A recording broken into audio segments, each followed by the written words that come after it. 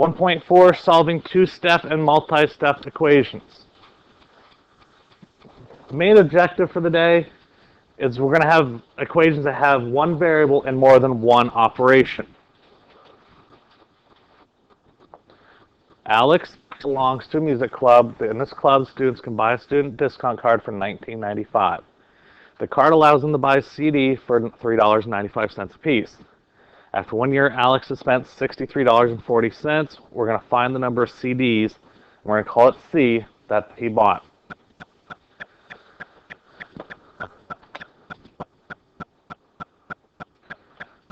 What do I know is the final answer here? What happens at the end of that year? So he spent $63.40. I know that's the very end.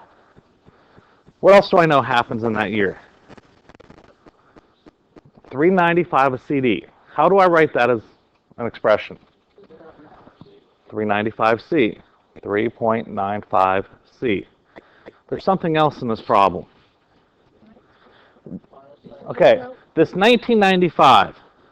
What's happen? Where am I going to put this number if I have to put it anywhere? Am I subtracting, adding, multiply, dividing? What are you doing first? What do you know about this music club? You have to buy the card, right? Once you buy the card, then you can buy 395 CDs. So we have to add it on.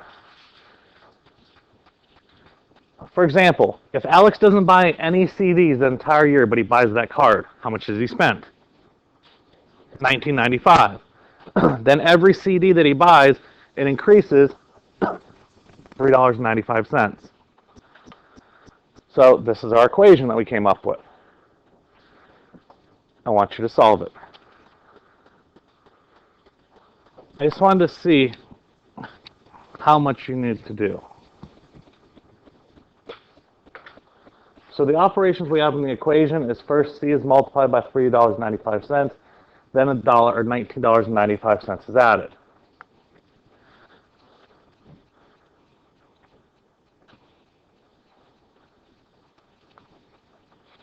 Okay, what side of the equation is my variable? On the left-hand side. Out of those two numbers, which one do I move first? You have to subtract. You move what is not attached to the variable. And why do I have to subtract? Because it's added. So minus 1995, minus 1995.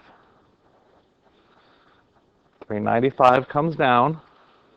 1995 minus 1995 is gone. That's fine if you use a calculator. 6340 minus 1995. Did I have to put that 0 on the end of the 40? Why not? Trailing zeros, the calculator does not need. If you put them in there, it doesn't hurt it. My answer there is 4345. What is my next step? Why do I have to divide 395? Multiplying. Since it's multiplying, I divide by 3.95, divide by 3.95. Divides out, it's 1 equals, all right, fine, use a calculator.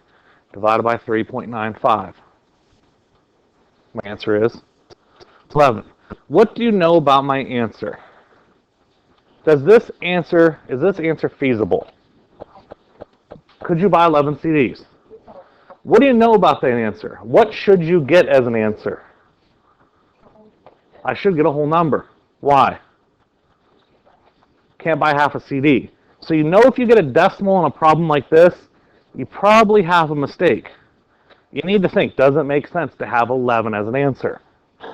To double check to make sure I'm correct, I'm going to throw it into the problem. 3.95 times by 11 plus 1995. I get $63.40. They match up. I know I'm correct. So they purchased 11 CDs. And that's your answer. This is also how I'd like to see your work. I know that some of you do side work. I don't need to see the side work that we did in the calculator, but I need to see the structure going in. I'm trying to get you into the point where you flow down. So when the problems get longer and longer and harder, you follow the same structure. You've seen these before, right? Try this one.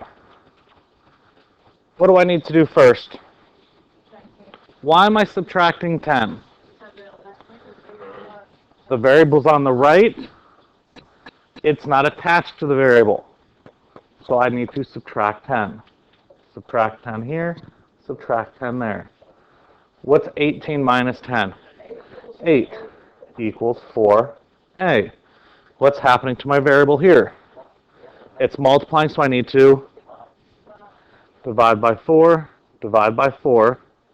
A is 2. I'm going to check my work. 4 times 2 plus 10. 18. So I know I'm correct. Try this one.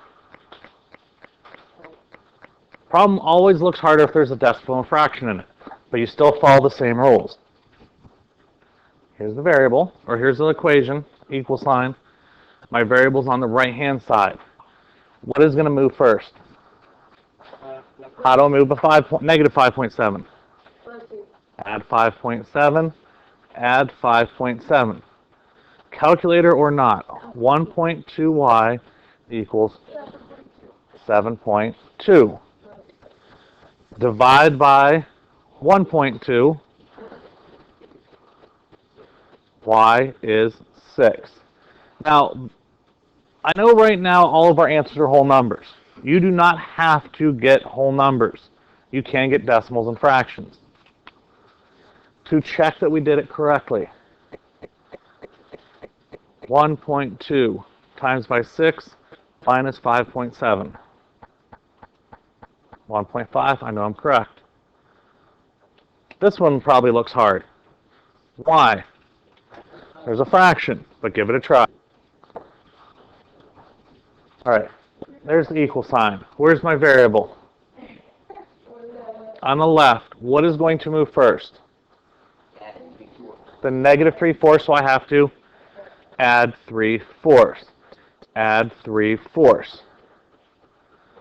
Y over 8 equals. I know some of you just grabbed the calculator and let that do the work. I'm showing you how to do it by hand. I need to look and find a common denominator.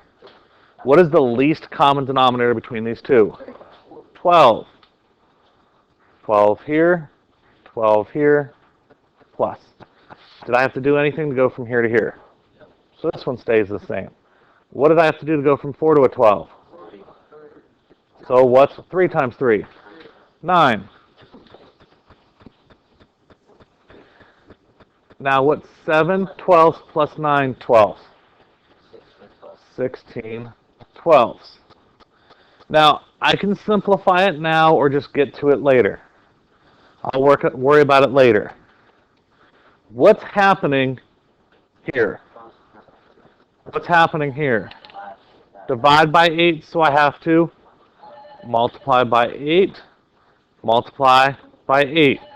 When I'm dealing with fractions, I'm going to make this 8 over 1. If I look here, do these two have anything in common? Is there any number that goes into both of them? What goes into both? 4.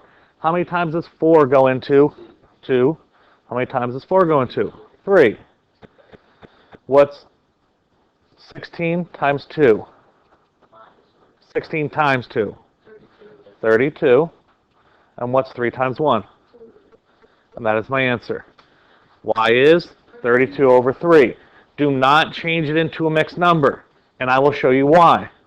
If I want to check my work quickly, I'm going to take 32 over 3, put in parentheses, divided by 8 minus 3/4.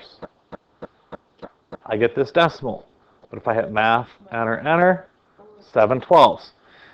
This calculator really can't do mixed numbers. If you wanted to do mixed numbers, you have to do 10 plus 2/3. It's a lot more extra work. Later on through the year, you're not going to want the mixed numbers because we have to take this answer and substitute it in and do more work.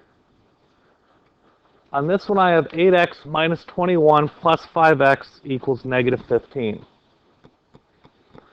What is different about this problem? There's two variables over here.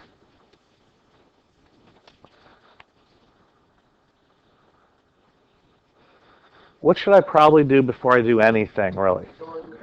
Combine like terms. You want to get all the variables together. If they're on the same side of the wall, they just go together. What's 8x and 5x? 13x minus 21 is negative 15. Finish it off. All right, what do I need to do next? Add the 21 to both sides. Add 21, add 21. 13x equals, what's a negative 15 and a positive 21? 6. Why is it 6 and not 36? One is positive and one is negative. The signs are different, so you have to subtract. What's my next step? Divide by 13. Divide by 13. X is 6/13. Done. How's it 6/13? When I divide by 13 on both sides, I have 6 over 13. To check my work, 8 times 6/13 minus 21 plus 5 times 6/13. Negative 15. I know I'm correct.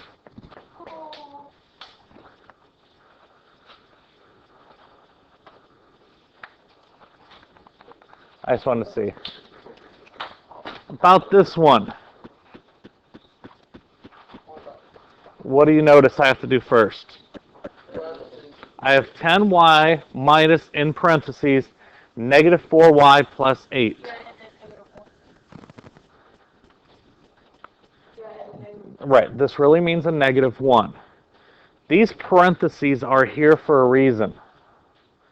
It does not mean 10y minus 4y plus 8. If I wanted that, I would have written that. When there's parentheses, it means this negative has to go to both terms on the inside. So it's 10y. This becomes negative 4y. This becomes negative 8 equals negative 20. I have my wall. All my variables are on the left, so I'm just going to put these together. 6y. Isn't it plus negative 8? Because the plus Plus negative just means minus. Minus 8 equals negative 20. When you have a plus minus, it means the same thing. Negative times a positive is a negative. I'm going to add over 8. Add over 8. 6y equals negative 12. Divide by 6. Divide by 6. Y is negative 2.